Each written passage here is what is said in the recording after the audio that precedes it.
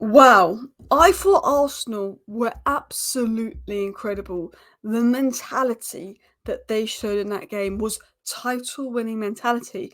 And the mad thing is, I'm seeing City fans celebrate the draw, which is something Rodri criticised Arsenal for, and Arsenal fans disappointed with the draw. Now, my thought as a Man United fan is that's a better result for Arsenal. That's a lot better result for Arsenal than it is for City. Arsenal had 10 men for over half of that game. Manchester City have not lost a game at the Etihad in 2 years since they played Brentford. Okay, been 2 years since they lost a game at the Etihad, and it took them to the 98th minute, a last-second John Stones equaliser, to get the point when Arsenal had one less player on the pitch for 45 minutes. Kyle Walker, Diaz were just shooting outside the box. Arsenal frustrated City. I thought the defensive performance from Arsenal was outstanding, and I, as a Man United fan, think Arsenal can win the league because I think they really cause City problems. Now, a lot of people are saying, look at Arsenal's approach, look at Arsenal's approach, look at the statistics. City with 33 shots to Arsenal's 5. Arsenal were forced into that approach. If you're 2-1 up with 10 men at the Etihad and Manchester City haven't lost a game there in 2 years, what do you expect Mikel Arteta to do? And this was the test of Arsenal's defence. How good is Arsenal's defence? Is it as good as the hype? And I think it proved it was today. I think Arsenal should be incredibly proud of themselves because Brentford is the last team to beat City at the Etihad 680 days ago. So I'm going to give you my thoughts as a United fan on the game, why I think Arsenal may win the league and more. A draw away at City after going down to 10 men in the first half is a better result for Arsenal than it is for City. If you're City, you expect to get back in the game. It'll probably feel better for City because they get the equaliser in the last minute. But City, they could have done a lot better with the ball. Grealish was very good for City when he came on, but they were just shooting. And I said City need to get it in the box. The one time they get it in the box, John Stones is there. But it took 97 minutes for City to beat Arsenal. And I think it was actually the 98th minute, but I think they were adding an extra 2 minutes on because of the cramp and stuff. And maybe if Arsenal's players hadn't time wasted, it wouldn't have got to the 97th minute and maybe City wouldn't have scored. But to be honest, I see a lot of people saying that Arsenal were time wasting this and that. Mate, I'm going to be honest, City cannot complain at Arsenal time wasting. They cannot complain one bit. United, Tottenham, us, we're not involved in the game. But Arteta learnt that from Pep. The biggest time-wasting team in the last 5 years has been Manchester City. Every tactic that Manchester City have used in big games when they're ahead, Arsenal used today. And when Arsenal threw it back at Manchester City, City didn't like it. So, City can complain about the time-wasting, but that's what City do. Arsenal were just giving it back to City. But honestly thought that was an iconic defensive performance from Arsenal. I think conceding that late will take that feeling away. And I think Arsenal fans are a little bit devastated because they've conceded that late and it may take that feeling away. But it was an absolutely iconic defensive performance from Arsenal. And I think, with 11 men, Arsenal win that. I think with 11 men, Arsenal win that because when you go down to 10 men, everyone's behind the ball. Havertz couldn't even get a sniff of the ball. Arsenal were pinned into their own half. And yes, it wasn't the most amazing performance from Arsenal in the second half if you look at it from a they did nothing in attack perspective.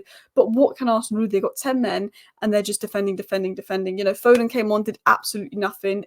City didn't look that good, to be honest. The mad thing is, yes, Arsenal defended, but they had to because of the 10 men, because they had the lead.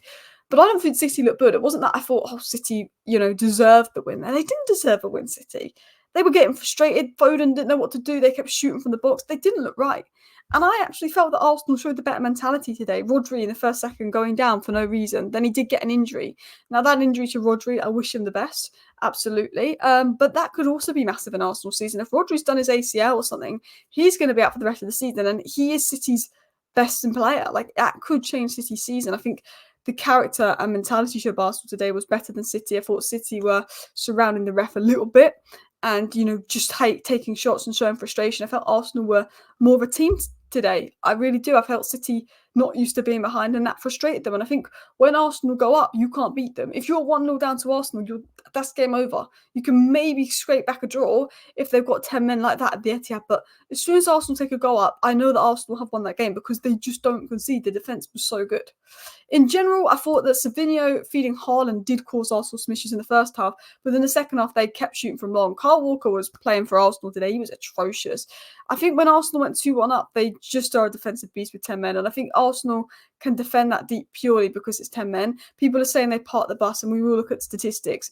But what do you expect Arsenal to do? I think people are looking for a way to criticise Arsenal. They play rubbish football. They play with 10 men. What do you expect them to do? At the end of the day, the points matter. And look, a point at the Etihad, and if they can win the game at the Emirates, that's 4 points for them, 1 point for City. That could be the difference between the title. City were celebrating that draw. because that's what Arsenal did to them. And City was so critical of Arsenal celebrating a draw last time out. And I think because of what happened last year, Arsenal drawing that game and then City just beating them to the league title, I can see the deflate in Arsenal. But I thought Arsenal, without Odegaard, without two key midfielders, with all the injuries, I thought they did incredibly well.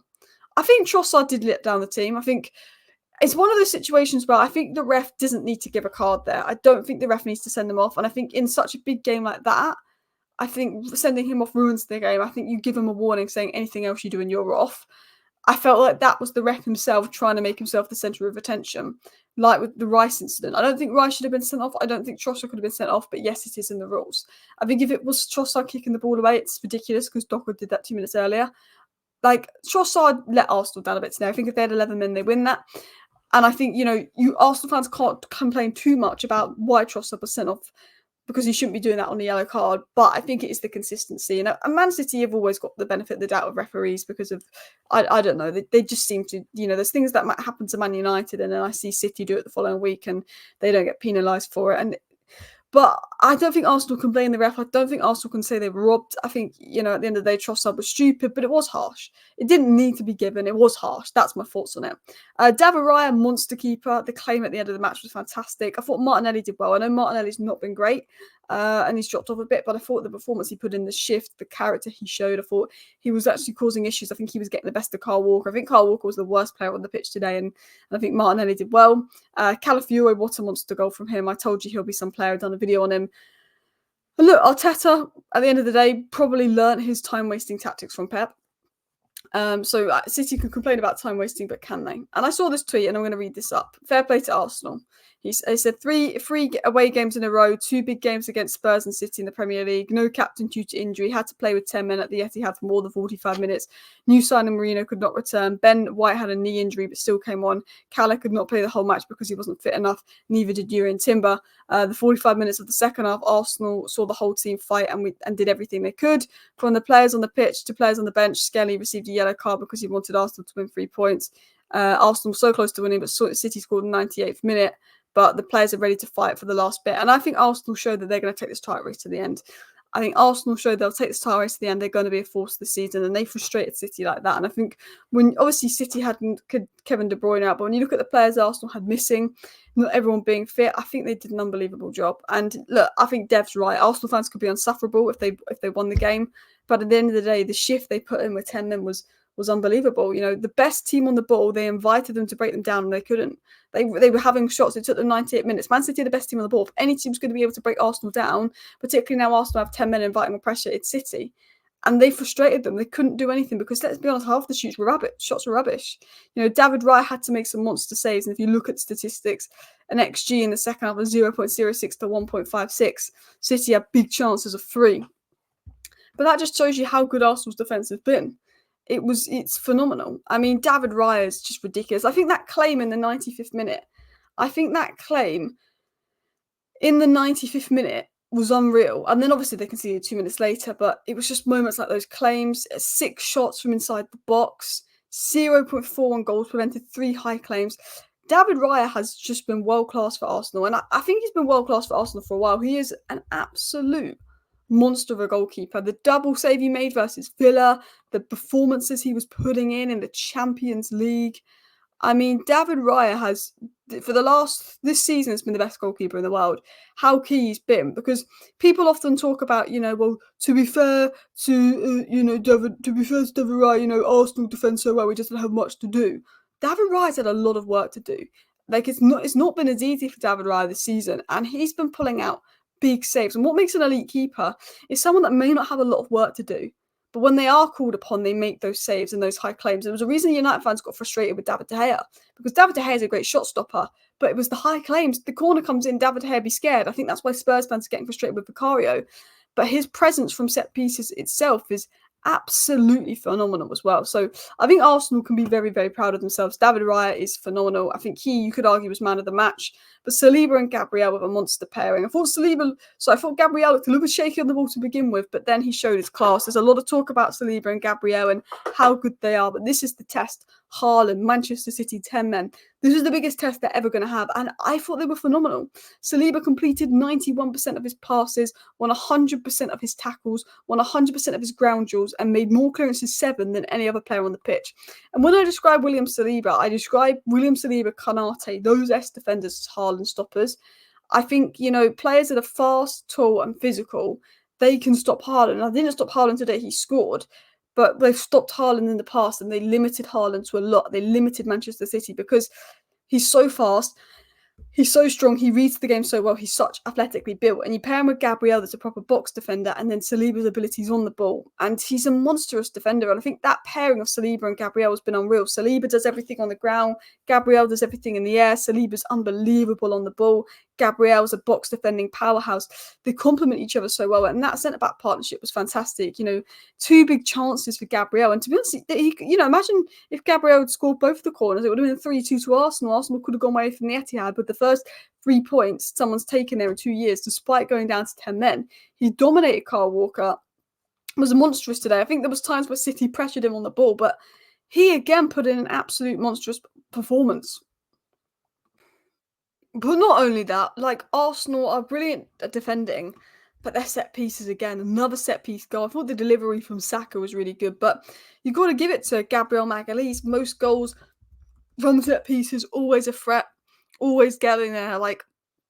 The level Arsenal have gone up in set pieces they're defending, it just shows how well coached they are, how well Mikel Arteta's coached them, how well Arsenal coached in general. It really shows the levels that they've gone up as well. Guys, if you haven't already, please hit that like button and of course subscribe down below if you're new. I try and do match reactions to every major game that I watch on the channel. So of course subscribe. I do Arsenal, I do City, I do Liverpool, I do Newcastle, I do Tottenham, I do and Chelsea, I do all the big 6 clubs, but I do Newcastle instead of Man United because I have my own channel for Manchester United content. But let's continue on. 10 men, 45 minutes, no Odegaard, only during the last kick of the game away at Pep City, and it feels like a loss. Mentality monsters. I think, Arsenal showed today they were mentality monsters. They fought, they gave everything, and they almost came away with 3 points, and that would have been a huge 3 points. And I think if they get 3 points at the Emirates, the league is theirs. The league is theirs. And I think because they didn't win this game last year and City won the league by 2 points, it might feel like a loss. It might feel like City are going to win the league again. But do you know what? The decision in January whether City will come relegated will come. There's going to be a decision in January whether Man City should be relegated or not. So you never know. You never know. They'll probably get away with it. But I also was all about Saka. I know he came off and all of that. That was probably because of the red card. But, him and Haaland are the only players with the goal contribution in every single game this season. Only 2 players with goal contribution every single game. I think his physical, mental and technical outputs in his game is unbelievable. Over the last few years, he's developed physically. He's developed mentally with the setbacks, the abuse he got after the Euros. He's developed technically. He's gone from playing an Unai Emery system. He's gone from playing left back to right wing. He's physically gone up and his output is also going up. And I feel like the developments in Saka, every season he gets better and better and better. And I think Arsenal truly have an elite player here in Saka. He gets better and better every season. He works his socks off. His corner delivery was class. I think, Saka, because he's been good for Arsenal for a while, he sometimes gets slept on.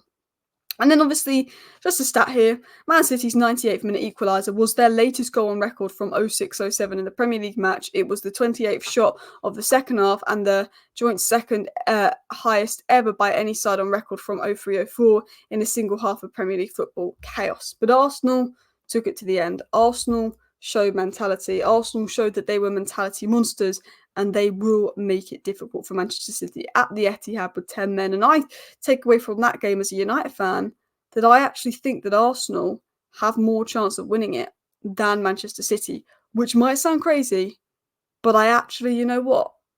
I think you guys do. Guys, thank you for watching. Please hit the like button. Of course, subscribe down if you're new. Bye.